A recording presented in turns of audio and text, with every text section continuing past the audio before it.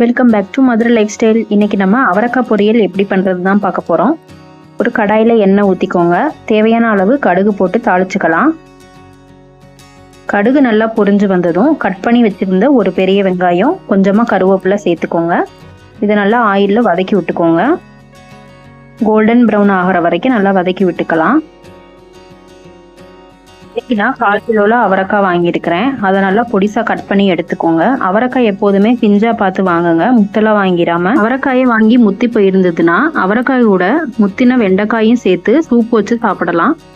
4-5 சின்ன வெங்காயம், மஞ்சள் தூள், உப்பு, சீரகம், 2 டம்ளர் தண்ணி, 5 விசில் விட்டு சூப் வச்சு குடிச்சுக்கலாம். இப்போ நம்ம இந்த அவரைக்காய்க்கு தேவையான உப்பு சேர்த்துக்கலாம். தேவையான அளவு உப்பு சேர்த்து நல்லா வதக்கி விட்டுக்கோங்க.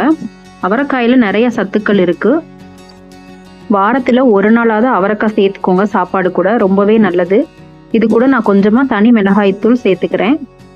உங்களுக்கு வேணும்னா சேர்த்துக்கலாம், வேண்டாம்னா ஸ்கிப் பண்ணிக்கலாம். அதுக்கு பதிலாக பச்சை மிளகாய் கூட நீங்கள் ஆட் பண்ணிக்கலாம். உப்பு, மிளகாய்த்தூள் சேர்த்ததுக்கப்புறம் நல்லா வதக்கி விட்டுக்கோங்க. இது வேகிறதுக்கு நான் கொஞ்சமாக தண்ணி எடுத்துக்கிறேன். ஒரு 1/2 டம்ளர் அளவு தண்ணி ஊற்றிக்கிறேன். தண்ணி ஆட் பண்ணதுக்கப்புறம் மூடி போட்டு ஒரு 5 நிமிஷம் அப்படியே நல்லா வேக வச்சுடுங்க. நல்லா காய் வெந்து வந்துடும். எனக்கு காய் நல்லா வெந்து வந்துருச்சு.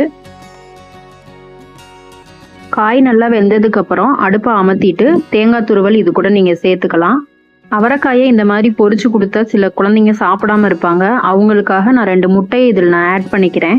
காயெல்லாம் சைடில் ஒதுக்கி நடுவில் இருக்க இந்த கேப்பில் 2 முட்டையை உடச்சி ஊற்றிக்கோங்க. முட்டைக்கு தேவையான உப்பு, பெப்பர் சேர்த்துக்கோங்க. அவரைக்காயில் vitamin C, calcium, phosphorus, magnesium, zinc, iron சத்துக்கள்லாம் நிறைய நிறைஞ்சிருக்கு.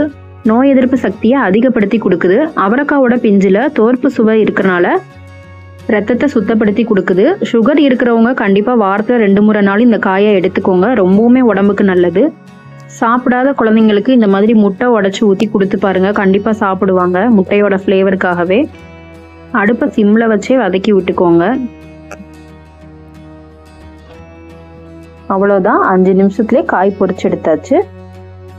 இன்றைக்கி என்னோட லன்ச் மெனுவில் சாதம், கத்திரிக்காய் புளிக்குழம்பு, அவரைக்காய் பொரியல் தான் பண்ணேன். நீங்களும் உங்கள் வீட்டில் இதை ட்ரை பண்ணி பார்த்துட்டு எப்படி இருந்ததுன்னு சொல்லுங்கள். முட்டை சேர்க்காதவங்க லாஸ்ட்டாக தேங்காய் துருவல் ஆட் பண்ணிக்கோங்க. ரொம்பவுமே சூப்பராக இருக்கும். அவரைக்காயில் நிறைய சத்துக்கள் இருக்கனால வாரத்தில் ஒரு நாள் கண்டிப்பாக நீங்களும் இதை ட்ரை பண்ணி வச்சு கொடுங்க. தேங்க்யூ ஃப்ரெண்ட்ஸ், பாய்.